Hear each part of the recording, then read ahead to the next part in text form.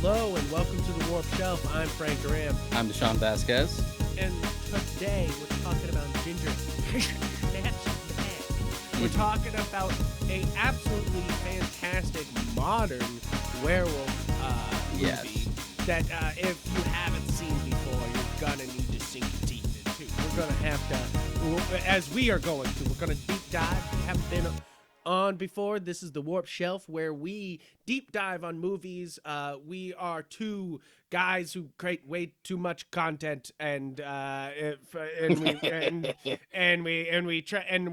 gonna keep making content. We're gonna make some cool stuff coming up soon. A little tease, but basically, guys, you're here to understand and get deep about a movie, and today Ginger Snaps absolutely deserves it. It's one of those movies that deserves to be talked about and deserve to be deep dived on.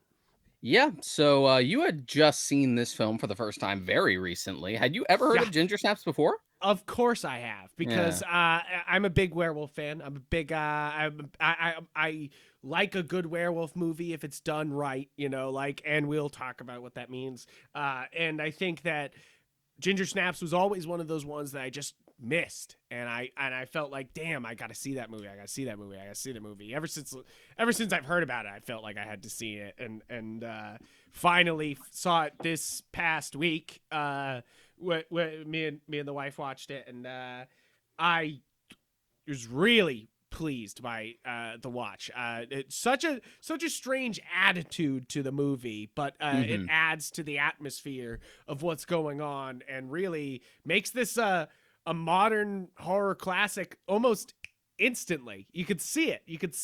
Like you're like, oh, of course, this is why it's talked about like this. It's so like early 2000s in the best way. Yeah, in like so many different ways. It's so funny. It really leans into what it's the culture, so the time, and so as far as like behind the scenes stuff, this is specifically a Canadian production. It was written by Karen Walton. I think it's Walton. Yeah, Karen Walton. Yep.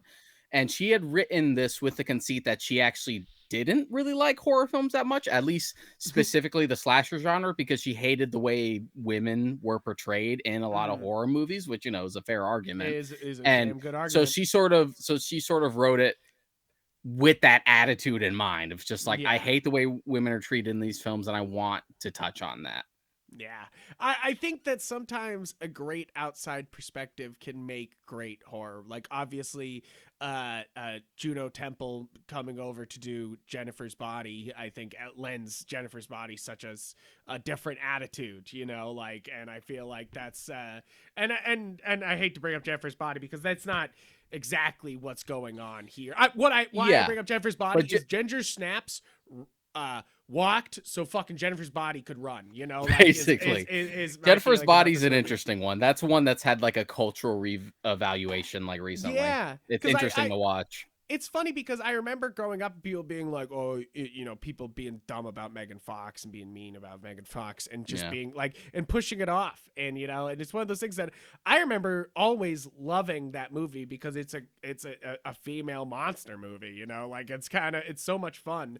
And I feel like that's what the Ginger Snaps, even though she said they say they hate horror movies. Somebody must have loved all the great werewolf movies because there's so many references to other werewolf movies. That I think is John Fawcett, the director, who also like co-wrote the script. So you have like here's what the shit I got to say about horror, and then the director's like, yeah, but here's what I love about horror though.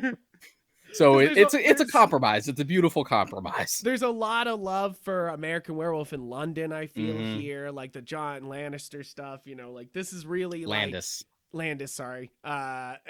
It's like one of those things that like there's a lot of love for even the classics, there's even just straight up Wolfman, like straight up and I love that about this movie, like it wears its love on its sleeve, but also it's disdain, it's like, yeah, I love this, but obviously some things are stupid about it, yeah.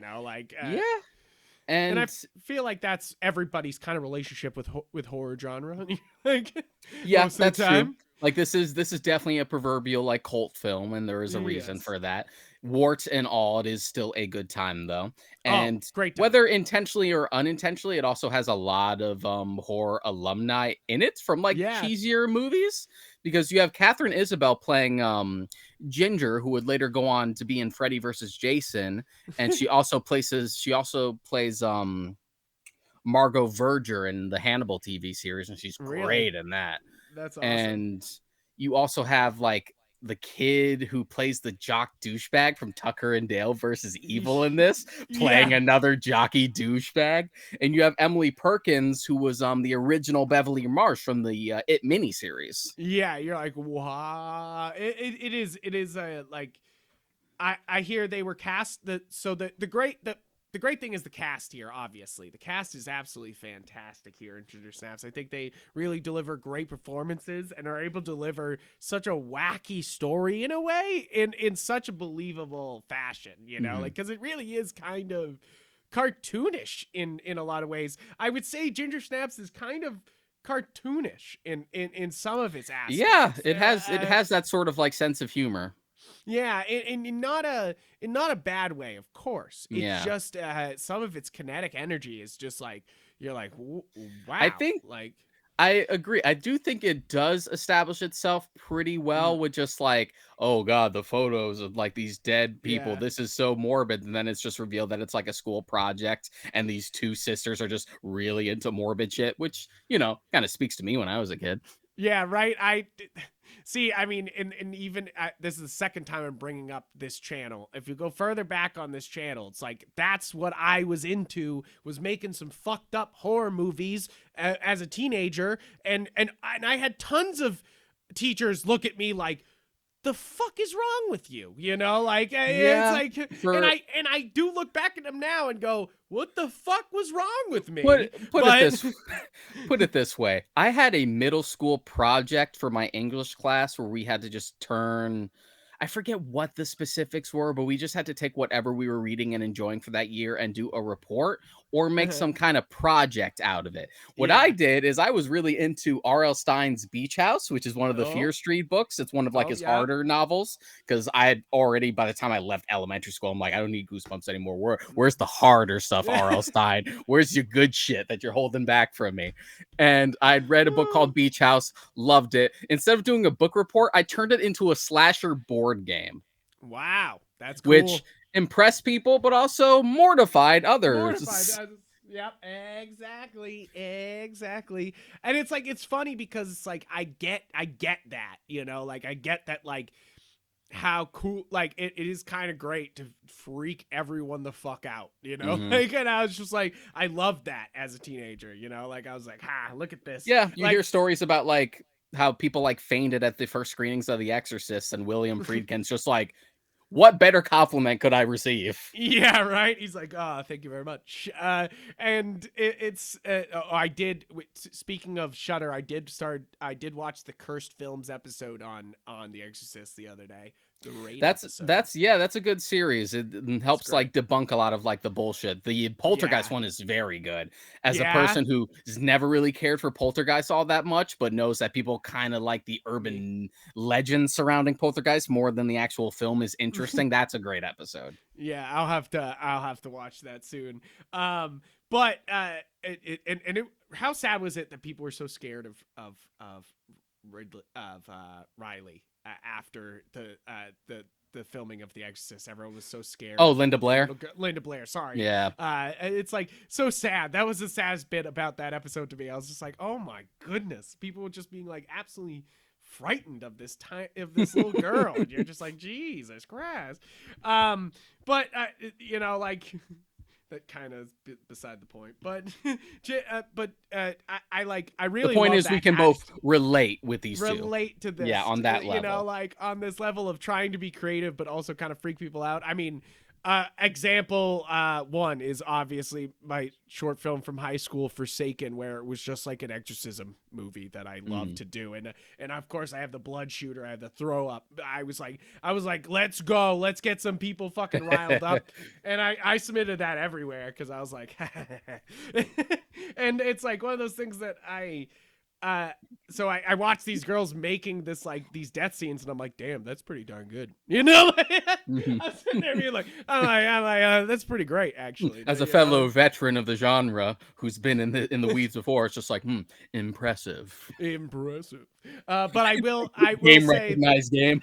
game recognized game. I will say that is one of the most effective title sequences I have ever seen. I will say that right now. I think that's one of the most impressive things about Ginger Snaps is not only their absolute adhesion to practical effects for this fucking movie, which obviously to be fair, it is. Right, it did come out the year 2000, so yeah, but using looking on the visual IMDb, effects would have been risky. Yeah. Use on the IMDb, he like fought the studio on using CGI. You know, he was like, nope, practical, nope, practical. Like, did you imagine what a fucking year 2000 CG werewolf would have looked like now? Ugh. Well, so I've never seen the sequels. I'm sure the sequels.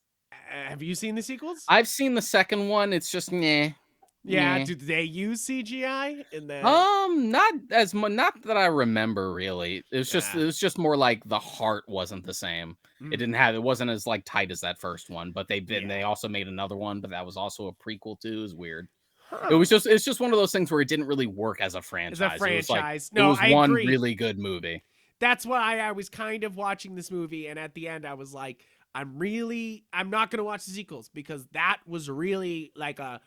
Chef Suki's a perfect as this little thing, you know, very complete, very done. You literally are sitting there at the end of the movie going, okay, she infected that person and that person. Oh, that's so they cut off that end, you know, and but that guy's loose, you know, like you're like, oh shit, you know, like, and that's a great ending, you know. You're sitting there being like, you're like, who's living, who's alive, who's affected, you know, like, you got a good werewolf movie there. We relate with the characters. The opening sequence is absolutely fantastic. The build up, the weird thing about this movie, and I haven't talked to you about this yet, but it's so fucking weird. Why are they so okay with dead dogs everywhere in this neighborhood? Like, what the fuck? There was just a dead fucking dog that she fell into. I literally turned to Mary and I go, was that a hallucination? Did she actually fall into a dead dog carcass in the middle of a field hockey practice and no one gave a shit? Like, that's I was like, what the fuck? It's one thing if it's like some weird suburban neighborhood shit. You're like, oh, mind your own business, don't talk about it. But in the middle of a school, you're like, huh? Yeah, it was weird. Like was, but I agree with you. It's definitely a signal that like obviously something's wrong with this whole neighborhood because nobody gives a shit about this violence. Like, you know, like nobody seems to give a shit, you know, like, and you're just like, oh my God. I really did ask myself, I turned to Mary and I was like, what the fuck? What was that a dream? What the hell? But like everyone seemed to be able to see the blood and like reacted to it a little bit, but like nobody had the like, oh my God, that was a dead dog, you know, like what the fuck? And I mean, it starts off with the really gruesome dog kill, and I do love the camera pull back on that out of the house. That felt it felt almost like Tim Burton-y almost I can see what you mean by that. Like it's just like pulling back and like twisting on this cartoony but bloody scene. You're like, all right. I see that. But I mean, when I say Tim Burton, obviously, I mean a reference to Eastern European films of the 1920s, like Dr. Caligari's and everything. Yeah. But you know, we got to use shorthand. That, but you got to use shorthand. You got to go. I'm gonna talk to you the way we talk. You know, I'm not gonna sit here being like. You know, obviously, if I say Tim Burton-esque, I mean, obviously in the roots of the Eastern European film movement. What is it called? Yeah. Surrealism and you're just like, I get it.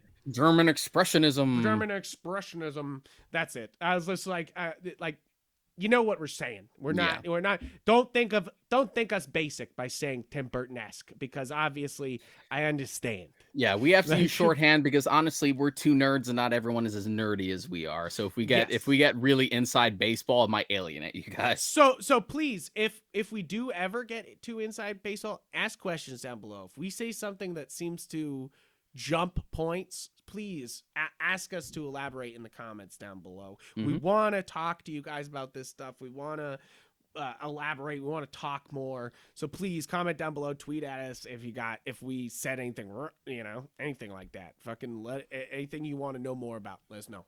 Yep. Hit us up. Is all we're saying. But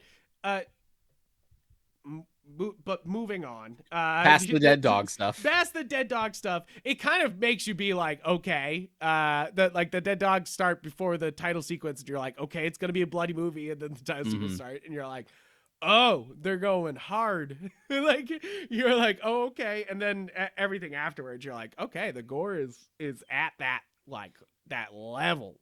Body gore, like literally like body horror. If you set up the fact that these two girls love doing like gore effects on themselves and like makeup and stuff like that, and you don't actually deliver on real or like what's supposed to be real gore later, then you've kind of not done your job. Like, you plant that seed right there, you have to deliver on that promise. And they do. They fucking deliver. And they even use it to the story's benefit when they try to hide a killing that they do. You know, they're like, great. Mom, we're just doing. They're like, no killing in the house, honey. And they're like, oh, Mom, clean it up. Mimi Rogers in this movie as the mom is something else. It's fucking good. So good. Like, so good. It is great. Like, what oh 19 my God, making what 1950s? You're like, oh my God. Oh my God. What 1950s musical did she walk out of and like stumble onto the set? I also really love this movie because it's a werewolf movie. It's a gory horror movie, but it's also a period horror movie told from an actual female perspective instead of just that like coming Stephen of age King telling it in Carrie, where he just summarizes as like, now she has awakened the power within her to kill everybody. And you're like, okay, Stephen King, you have fun. Not putting down Carrie. I'm just saying this is a little more nuanced in a lot of ways. And it tries to tackle so many things. What it means to be a woman, what it means to be a teenage girl, what it means to finally be like sexually awakened, what it means to and like the hypocrisy between like gender roles and the idea of just like men are expected to be fucking like studs and stallions, but if a woman expresses any more than like a little sexual desire, she's suddenly a whore. That kind of that stupid shit. And it's kind of funny because obviously it's like their worst fears imagined, you know, like is it, you know, these two girls who want to hang out all the time together and just kind of would rather die than live a boring, stupid life. They, you know, what were they saying? Die in the scene or die at 16? Yeah, like if we don't get out of here by like 16, we both agreed to kill each other. Yeah, for like suicide. You're like, that's fucked up, but it's also very in line with like this film's like morbid sense of humor, which definitely resonates with me. That's definitely. I mean, if you didn't get that, if Ginger Snaps has the best morbid humor here. It's like it doesn't go too far where you're like, this is cheesy. It's just enough morbid where you're like, oh, yep. You're like, yep, that's fucked. Like, but really, it's like. These girls have all these fears of like what it means to get the period, and they don't want to end up like their mom, and you know, like they don't want that same life, you know, like they just and then all of a sudden, you know, with the transformation obviously for the werewolf instead of the actual period, it's like all their worst fears, she becomes like basic in her sister's mind, you know, like but all and you know, like it is just about boys when reality she's trying to eat that man. Like, you're just like, it's funny because it's like, it's not blaming the period ever, you know, in this movie, but obviously the werewolf transformation like makes everything about the period worse. Yeah, just you know, like, the timing in general and the fact that like that's the reason why the werewolf like had sniffed her out to Mm. begin with, which is a thing with animals. Like if you bleed Yeah, anywhere, bears. Yeah, no yeah. bears, and will sniff, and I mean sharks, obviously, Hmm. obviously a superhuman fucking werewolf. Yeah, uh, it's just kind of part of that umbrella. But just the idea that like the werewolf also just represents that like wild femininity as mm, well. so well done, so Yeah. well done. All I'm saying is that like a lot of these horror women empowerment movies will just and like Jeffrey's Body's got a little bit more to say, and I like that. But a lot of some of these movies just kind of have a like, isn't she badass? She like stabbed that dude, like, and that's Hmm. kind of like at the end of the badassness, or like why they're a person or a character. And this is a very There's a character heavy movie. there's a whole fucking bit about that in Behind the Mask: The Rise of Leslie Yeah. Byrne, and that's a great movie. It's a mockumentary about like a film crew following a slasher villain's like process and like what Uh, his it's like this is why we need to do things this way. This is why we do it. that's funny. It's really fucking funny. I'll have to watch it. I'll have to see that. I saw it on Shutter, and I was like, It's on ooh. Shutter too. Yeah, it's a good one. But just um, that like idea of just like a dude's ideal of what's empowering. And of mm, course, you'll always have different interpretations. Women aren't a monolith. You're going to get a different answer as to what they feel like resonates with them and what doesn't. yeah, But you can, because we're both dudes, we could always sort of sniff that like, I can see what you think you're saying. yeah. I always point to obviously the Avengers Endgame scene that feels so fucking weird. Like, Yeah, that and one's then it's a little bit better in Mandalorian, but it's still a little too it's a like, tough one it's a little because too. Here's my yeah, nose, and yeah. I'm right on it. It's like, guys, what the fuck happened to subtlety in the slightest? Mhm. Like, and I feel like this Ginger Snaps fucking rides that line so well. Like you're just like, oh fuck yes, like Yeah, finally a like nuanced feminist it's story. nuanced, but it's also, kind of tongue in cheek and having fun with it at the same time, which is sort of like that Yeah, best balance, which it'd be so easy to make it feel like it was fragmented or just tonally inconsistent, like you might get whipped about a bit, but this rides the line very well from beginning to end. exactly. So, Deshaun, in your mind, what makes a great werewolf movie? First off, what is a great werewolf movie? I always point to American Werewolf in London as probably it. What do you think? There are some good ones. I love the original Wolfman. Yeah, American Werewolf in London is great. I like The Howling. It's not as good as yeah. an American I Werewolf in haven't seen a London. Howling. Howling is good. I need to see that one. That's another I'm missing. You're like, oh, Yeah, but it's a tough one. I feel like there's a lot of bad werewolf movies out there. yes, It's kind of tough to nail. I think it's yeah. good when it's usually about something more and it tackles more because you can still do the Wolfman thing today of just like man and beast are one and the same, which isn't as it's not really pushing the envelope anymore. So something like Ginger Snaps making it a thing for like feminism as well. It's just like, okay, that's a All take. right, I'm right. in for that. But It's like I'm basically always down for the concept of a werewolf, mhm, like, so it's like one of those things. It's like it's a great fantasy concept. There's so many great ways to do it. yeah. I think Trick or Treat has a great little segment on it. Yeah, that has a great bit. I always point to Underworld as a way of not doing fucking werewolves. You're like, oh, cool, you like it. Well, Yeah. Underworld is a weird one because they So just basically wanted to do Matrix style shit, but just kind of used vampires and werewolves as an excuse as to why they would be like super powered yeah. without actually delving into much of like taking advantage of the fact that you're doing vampires versus werewolf shit. And I don't need to say that, of course, Twilight was a fucking loss for all of Yeah, werewolf media, basically. and vampires too. And vampires too. It just sets us all back.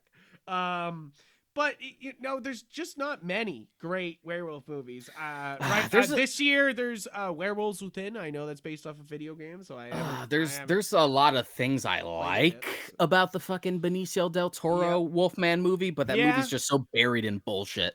That was the last movie I saw with my grandma in theaters. Wow. Way back in the day. She loved it.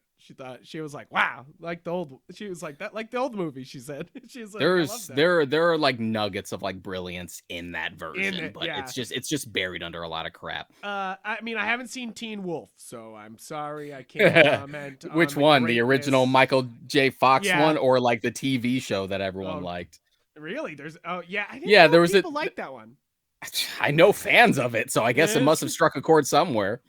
I mean, What We Do in the Shadows obviously does werewolves. They're actually trying to work on a spin-off film about the werewolf group that you meet in that movie. So, man. I want it so fucking bad.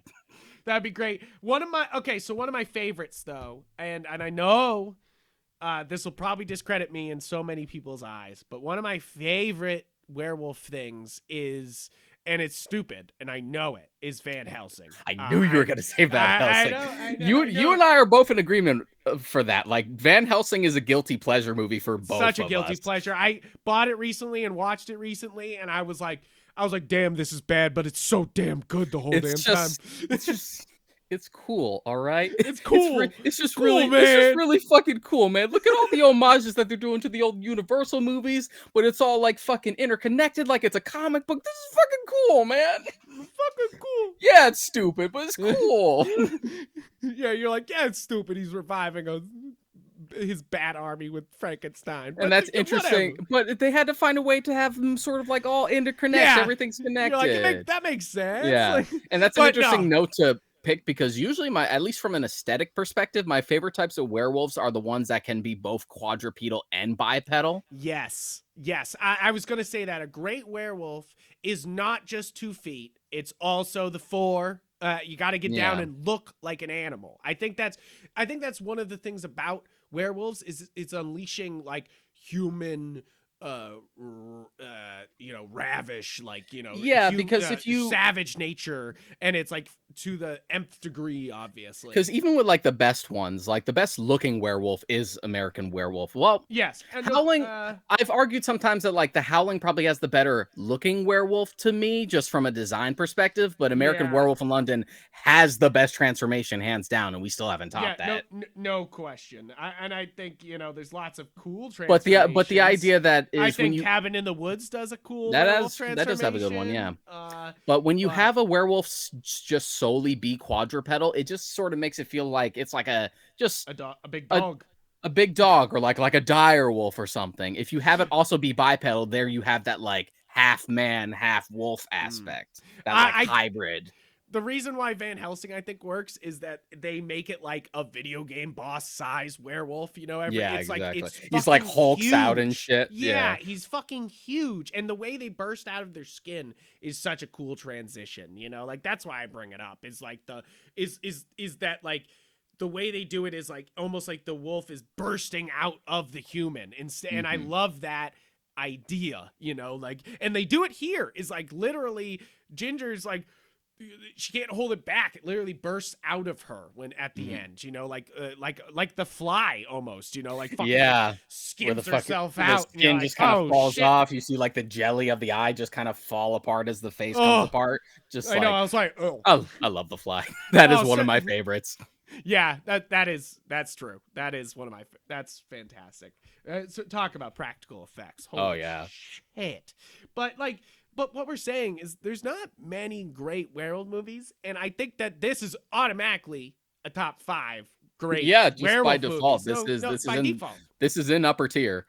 Yeah, upper tier, because it's well written. The practical effects are fantastic. The music is absolutely great the whole time. The selections are so like 90s into the 2000s. Yeah, like, it's so right turn of the century, guys. 9/11 hasn't happened yet. There's so much fucking hope. Like, yeah. The 90s just finished, and 9/11 hasn't happened yet. We're still optimistic. So optimistic. Nothing has happened bad financially to these people, and except for like Black Monday. They're doing great, dude. And people say you like never really get a feel for a decade until you're like halfway through it. And so you always have, when you have something from like the year 2000s, you were still sort of in the 90s still. We haven't really transitioned yet. It's true. It's true. It's kind of like, oh, we haven't really. This is a '90s movie. It's like this came out in 2000, but come on, this is a '90s movie. It's like you have been admitted into the Council of '90s movies. But it's like it's definitely one of those things that you're like, oh yeah. It's so hard to get a werewolf right. I think that's really it, is that I think we have lots of great examples of great werewolves. I think we have lots of fun werewolf movies. I don't think we have many greats. And I think that's kind of sad. I think we need to, and maybe we need more werewolf media. It's weird for such an iconic subgenre that we don't have things like that. It kind of reminds me of like, this is unrelated, but just like steampunk as a subgenre and as an aesthetic. There's no Blade Runner equivalent to steampunk like the way that is for cyberpunk. Hey, you talking shit on Steam Boy, bro? Steam Boy is the equivalent. That's what holds the whole steampunk genre together right now. I'd say the most is probably BioShock, but that's a game. Oh, that is a game. Yeah. That is a game. And now I'm now thinking like werewolf instead of movies, games, because there's so many like really good werewolf games, like you're just like, shit. You can have like good werewolf stories. There's a werewolf episode of the Shudder Creep show where it's like a bunch of World War II soldiers killing Nazis, and they get themselves infected on purpose so they can fucking fight Nazis as werewolves. So I'm like, why isn't this a whole movie? You're like, hey, I want this. And I always bring up as a great example in comics. There's lots of great werewolf stories in comics, I think. But one of them is obviously anytime that you have Frankenstein, Sergeant Rock, and you have the monsters. But you also Frankenstein have Frankenstein and the Agents of Shade. Yep, you have those guys, and they always have a good werewolf. I think they always do a decent job. Yeah, there's also Invincible spinoff is about like a wolf man. Really? Yeah, from Invincible. From Invincible, yeah. We haven't. So met is it him coming yet. to That's Prime like later soon? In the comic. It's coming to Prime in a couple seasons. I think we'd have to establish him first and see where it goes from there. And it's not even something that it was handed off either. Like Robert Kirkman wrote the whole thing as well. Really? He was just like, this is what I want to do now. And he's like a superhero, but he's just kind of a fucking werewolf. I'm like, sure, why not? But it's just one of those things where like I was just so invested in Invincible. I'm like, I'm not doing spinoffs right now. I just want the Superman shit. Oh man, that's too funny. Just the idea that like that's kind of the thing with werewolves though, is that they don't really get the spotlight a lot of the time, or they don't do it well. They tend to be a cool thing about something else. Yeah. And I guess there's also a decent one that just came out, The Wolf of Snow Hollow in 2020. I have not seen that one yet, but I hear that that's quite good. And I still haven't seen Dog Soldiers. Have you seen Dog Soldiers? I know the name, but I haven't seen it. I know that's a huge fucking gap in my werewolf knowledge. I'm like, I know that's the one that I'm like, I know that's one of the greats I'm truly missing. Like you're like, hey, where's that? But back to the movie, like either way, like it's just kind of a tough genre. Yes. Yeah, like, exactly. That's why we have to bring it up. Is that like it is such a tough genre that's not doing super well. So it's like one of those things that like we gotta see some real flex here, and they really do flex. I think I've said it already. The fucking cast in this movie is delivering such strong performances, and I give it. Ginger is done so well at transforming. She does such a good job of encapsulating the animal nature at the same time. But also I give all the credit to the sister. Also, she's just got the saddest face you ever seen in the goddamn world. She just looks like she's being abandoned constantly, like that poor girl just looks like you abandoned her even though you just walked away from her for 2 seconds. She's like, oh. like you just fed her and gave her a hug, and she just looks like you left her alone. You went out to get cigarettes and never came back. You never came back. You're just like, damn, girl. Like, fuck. And like, the casting is so perfect in this, and everyone's doing such a fantastic job. But we do have to start talking about some of the werewolf action here. Is that Mhm. I love that this is a werewolf movie that's not like silver bullets. We got to kill him with special things. It's just like, no, we hit it with a car and now it's dead. You're like, what, sir? It's kind of like what we were talking about with the Shining and Doctor Sleep episode. Just like Yeah. shit, how do we take down all these energy vampires when we get them all in one place? Why don't we just fucking shoot them? Why don't we just fucking shoot them? I give all the credit to that fucking movie. One of the most brilliant fucking Stephen King moments. Just fucking shoot them. You're like, oh, I didn't think of that with vampires. Just fucking shoot them. Okay. But I kind of love that because they established the werewolves can heal themselves. Mhm. That like they can pretty much come back from like getting wrecked. But if you really fucking demolish this thing, it's dead. You know, Yeah. like if you run it over with the car, that's kaput. It's just one of those things where like it's very dangerous, but at the end of the day, it is a big animal.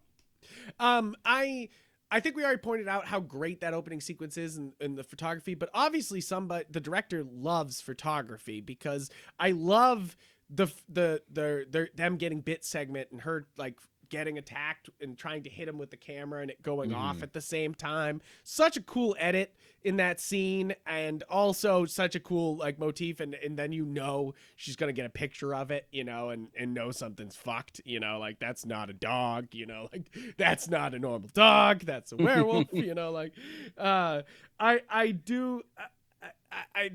think it's just really like fantastic in that way. But sorry, what stands out for you here, Deshaun? What makes you go like this fucking movie, this right here? It's the idea that like, for one, it's so good that even if it had nothing to do with werewolves, it would still pretty much function and would still be great, even without that like. Even without like the supernatural element, like this would still work as just a great character piece about these two girls having trouble growing up.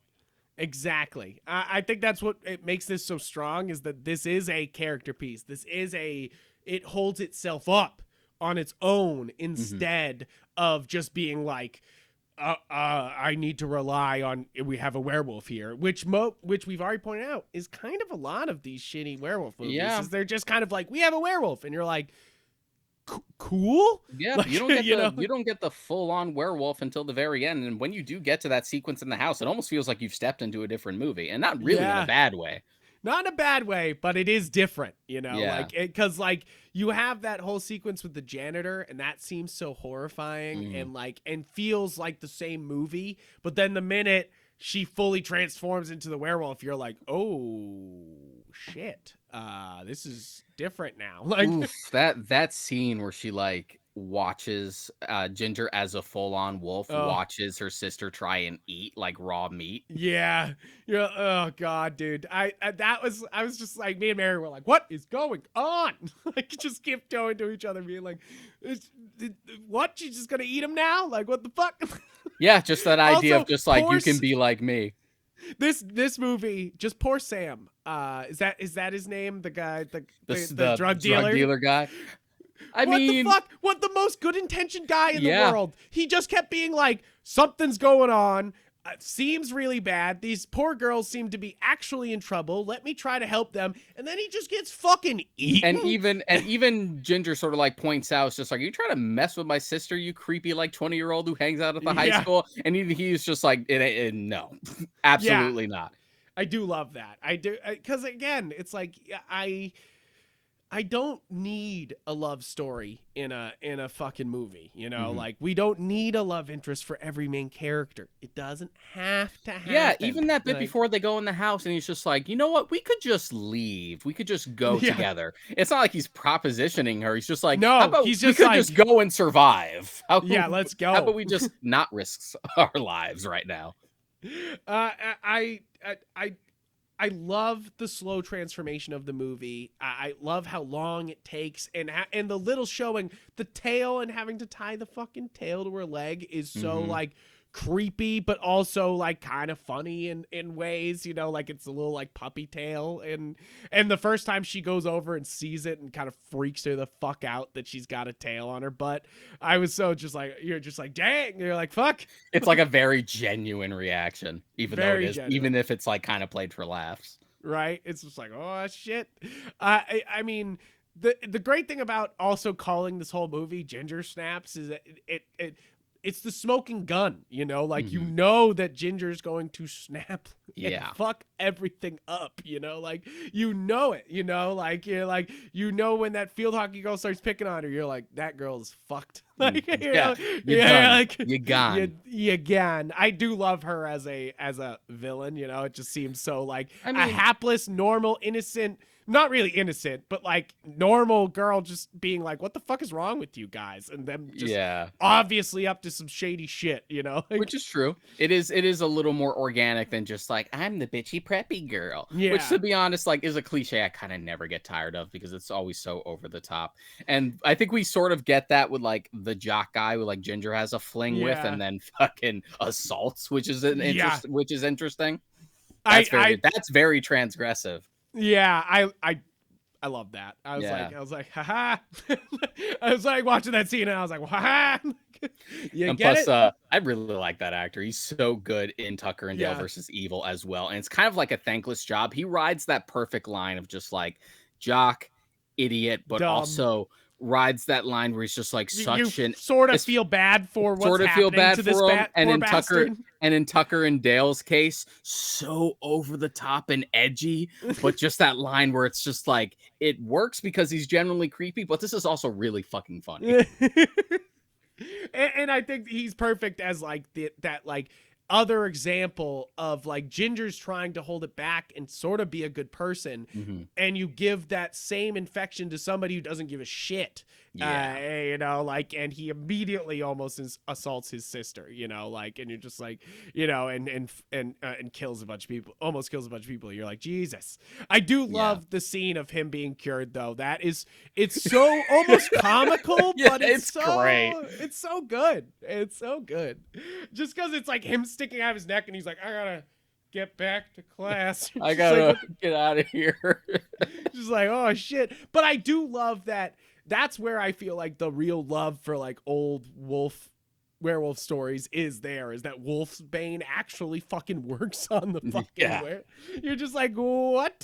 You know, like, I feel like we sort of started with Wolf's Bane, and then once we got like hooked on like Silver, we just never went back. They were like, nope, Silver's it. And I do love them putting the silver ring on her belly, and it does nothing. You know, like they're like, nope, not stopping anything. You know, like because it's such a great feel for that movie because it's like they're being edgy by doing a belly ring, but it's a silver ring to try to stop the werewolves, you know, like, so it's like it's so in character but also, you know, like practical. I love it. I really do think that this is an extremely well written piece, and I think that's one of the things I think you need to see this and appreciate about this movie. But practical effects wise, if you're a practical effects horror nut, this is fucking nice. I mean, you don't get it's like you said, you don't get the full shot of the werewolf until the end, but when it comes, it's good payoff, and you have to deliver on that. That's a good fucking werewolf. So I was saying right at the ending, I was like, how do they end this? You know, like I was like, how? Because again, I've said it so many of these movies. It's all about the ending. It's all if you can't stick the ending is it's paramount. Gonna suck. And I think they do such a great job with this ending here, you know, like just that like heartbreaking, like she was the villain the whole time. She had to be stopped, you know, like, you know, like this is an obvious villain, but obviously you're only person in the world, you know, like, and you're just like, oh God. It may not be the most like satisfying ending from just like a superficial standpoint, but it is the right ending. It is the correct ending. Yeah, I agree. I really was satisfied with that ending. I love the final shot. The final shot with her hugging her, the wolf sister, basically. Well, with their two beds and like the way the lighting is. Oh God, I was like, oh, that's so good. I was like, that's such a good shot. Really, I do commend. I don't know if I said it yet. The cinematography is fantastic here. I got to give credit where credit is due. Mm-hmm. This is a well shot, fun, chaotic, energetic movie. And Yeah, in I know. its cinematography. I know John Fawcett, the director. I think he actually went on to do a Orphan lot Black. of TV. Yeah, a lot of TV. I think he was like I think he was like the co-creator for Orphan Black. Oh, okay. Which I only watched a little bit of Orphan Black, but I know that show was fucking huge. Yeah, that was big.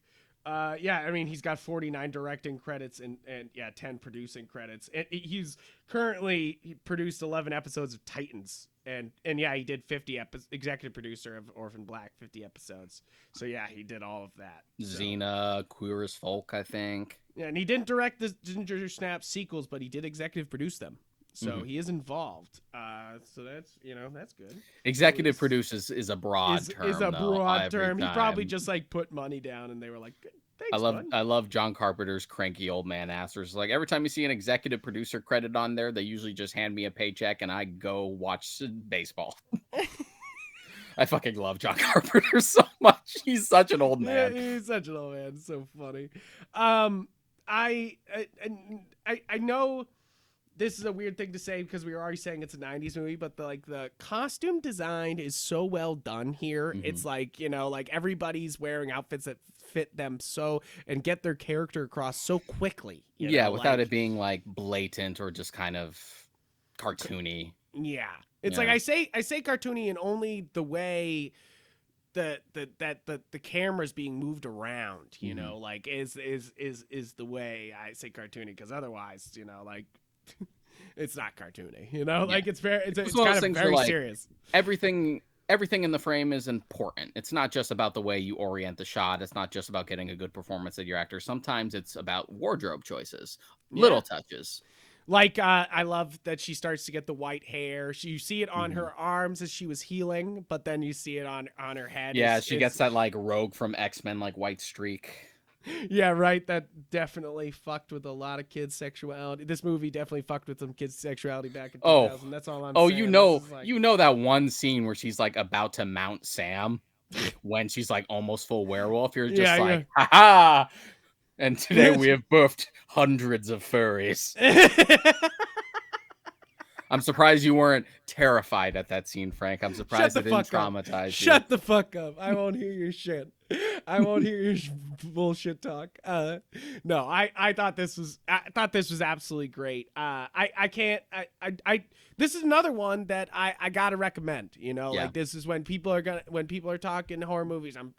I'm gonna bring up Ginger Snaps now. I can see why this was a huge gap in my knowledge. Like it's one of those things that like, because of film school, how bad a gap is when you when somebody's like, like, oh, have you seen this yet? And that you don't, and they're like, oh, that's it. Like this feels you missed like it.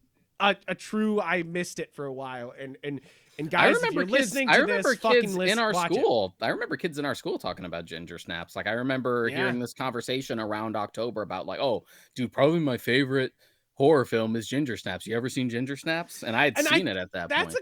I can feel like that's a good argument for this can really fit some person's taste. I really don't like, I am not is obviously not my favorite horror movie, but I can see why somebody would choose this as their favorite horror movie. Like I get that. Like this is so well done, so well written, surprising. That begs the question as to what is your favorite horror movie, right, Frank? You just kind of open that door. Well, it's got to be The Thing. It's got to be. The Thing is probably mine. It's gotta be. If you don't count The Silence of the Lambs as a horror film, which I think it's arguable horror and thriller, it kind of rides the line. If you don't count it, then it's The Thing.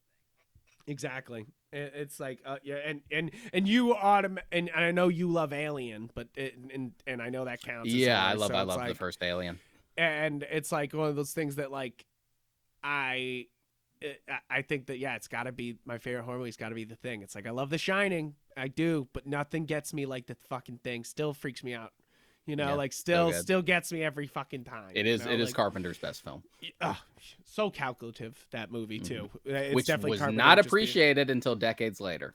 Yeah, absolutely. And I think and maybe we'll have to do an episode at some point of what are the top 5 horror movies. We'll have to do that at some point. But for me, it's got to be The Thing for my top 1. But guys, is there anything more you want to add, Deshaun, about this movie? No, just that, go see it. And just like last week's episode, as I said, it is another Last Drive-In episode. So if you're a fan of Joe Bob, you can also watch that. He has some pretty good conversations about how the film was made and such like that. Nice. I love it. And I really, I mean, I'm always down for Joe Bob. Really, guys, thank you for listening to another horror themed episode. I hope you're enjoying them. This is the penultimate one. Yes. We will. Don't worry though, guys. Of course, we're going to talk about horror at some point, other part of this year. You just know it's that spooky season. It's time to bring that spook. And but yes, if you haven't checked it out, we've had Train to Busan and what was the other episode? We had Shining and Dr. Sleep. We had this. And then now for the last episode, if you want to watch before and catch up with us so you can think about this stuff and get deep with us, we're doing a Nightmare on Elm Street as our final horror spooky episode of the season. We got to come up with some terrible pun. Like, did you see Peacocktober? Did you fucking see that? Huluween. At least somebody tried to work on that. Huluween. Also, but Peacocktober? How much? It literally says Cocktober. What the fuck? Also, how much fucking money did Peacock shell out to get Halloween Kills? I know. I was like, okay, so HBO Max is trying to grab a bunch of horror movies, but you just say you have horror Halloween Kills just on Peacock. You're like, what? It's such a weird flex. It's a weird flex. I mean, I'm excited by that. I hope more people see this movie. I always want people to see more horror movies. Yeah. Always. It's a genre that doesn't get enough love at the box office, and that makes it so they don't make less horror movies, and then you just get a bunch of low budget horror movies, and they have to work in that constantly. Yeah, and they tend to be made straight for streaming, so they don't really get the attention and polish that they should get. Yeah, and it's I know Netflix kind of pushes that, they want those horror movies, but they want them fucking cheap as shit.